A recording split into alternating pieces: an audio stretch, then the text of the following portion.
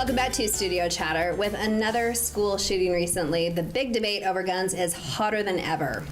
But are there other solutions to consider? Let's explore some ideas. Yes. This is fantastic. Oh my gosh. So, are there other options? I think, we've seen in the media, they're talking about how teachers should have guns.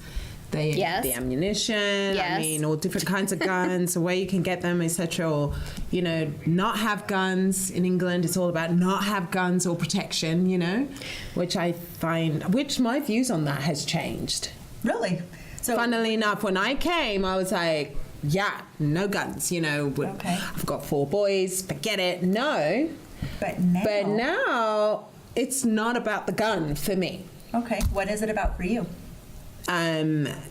So I believe in protection. I think it's, yes, I don't believe because a gun was in someone's home is what triggered him to go off and, massive shoot. So very specifically to the Florida shootings, I think that's what we're all talking about. The young man going and other shootings too. Right. Yeah. Well, and other shootings, of course. Right. So it's coming back to the discussion to say, what's going on? Like, what is making this boy, these persons go off? Like, what's going on behind the scenes that's making them so angry that they're going into the school and open firing on their peers, on their teachers, on whomever that are innocently standing by, having done nothing? Is it because dad's gone?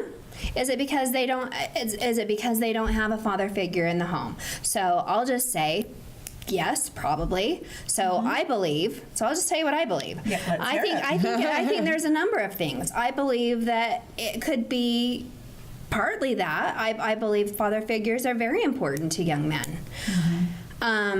But I don't think it's solely that. I think that a family unit is also very important, because I don't think that a young man, just because he doesn't have a father figure, is going to go into an angry hole or abyss and then, just open fire on, his peers either. I think there's a number of reasons that line up. However, that could be one of the reasons. And he could be angry, and because there is an absent father. So maybe it is that reason, because if you remember, our producer found a really good article which I really loved. Okay. And he was talking about how the fatherless, you think about minorities, in different lower income communities, a lot of them are fatherless. Right. And what's the crime rate like? Not that we're depicting, or stereotyping that this race or whatever, this occurs all the time. But a lot of them are fatherless. Right.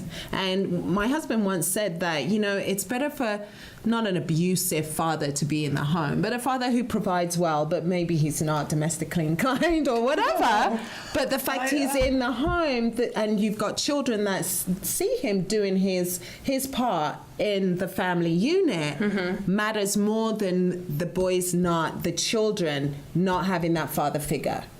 But that's key, because with Heather Woolsey here talking about domestic violence, what would she say to that? What would women in the home say that's to what that? I was saying, that as long as he's not being abusive, but his presence, he's a father that goes out to work, he's hunting and bringing the bacon home. He's put a roof over his family's head, he's there. Right.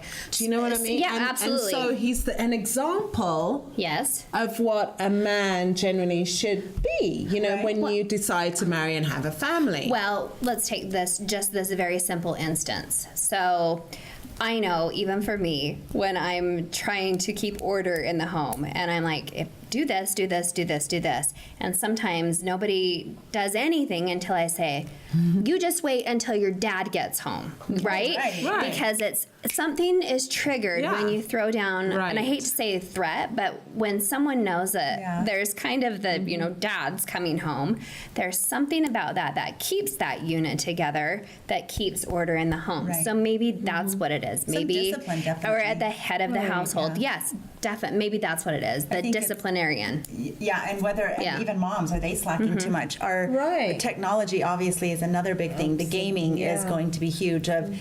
Do kids not even even value humanity anymore. They're killing up in all these games, and parents aren't setting limits. And They're letting these 13-year-old boys play rated M games. Should they be? That's not my call, but should your son play for 4 hours a rated M game that is just absolute blood and murder?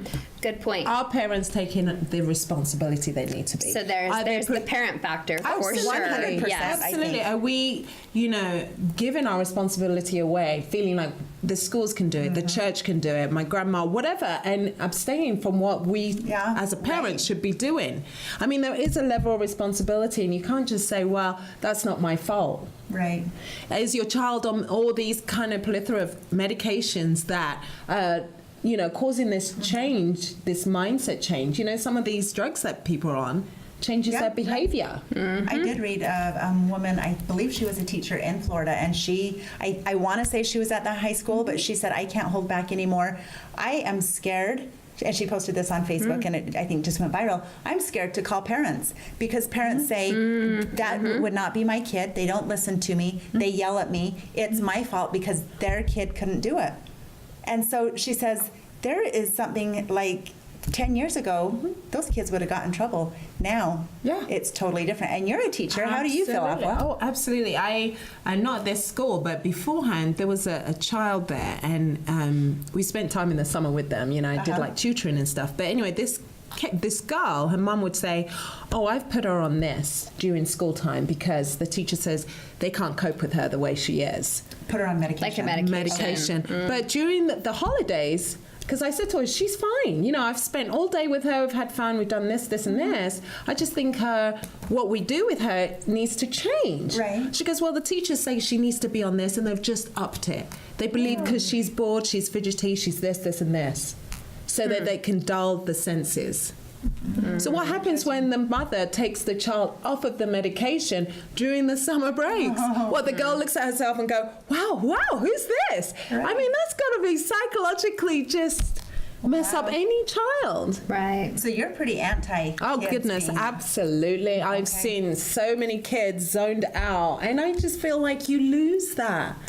I'm not against medication, don't get me wrong. I think it has its place, but it's overprescribed. Absolutely. I would when say are you maybe deciding to take them off? Are you deciding, or is it just easier? Is it easier for the teachers, the parents? Is it easier for the parents? I don't have any expertise there at all. But I would dare venture to guess that might be the case. So one more opinion as a teacher, I would love to know your opinion on having a teacher that is armed, like a concealed weapons.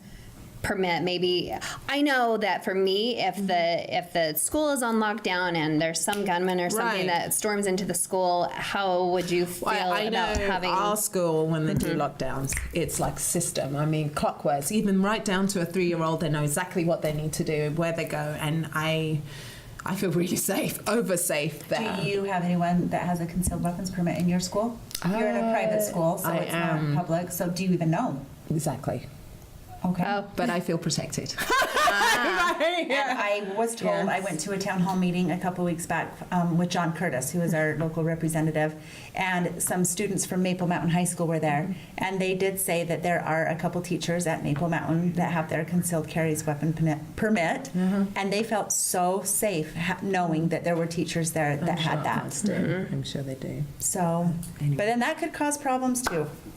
And that's for another episode. right. Well, this is a heated topic, definitely. It's not one thing's going to solve it. I look at it like it's a piece of pie, and lots of different things need to be looked at. And it's certainly not over yet. No.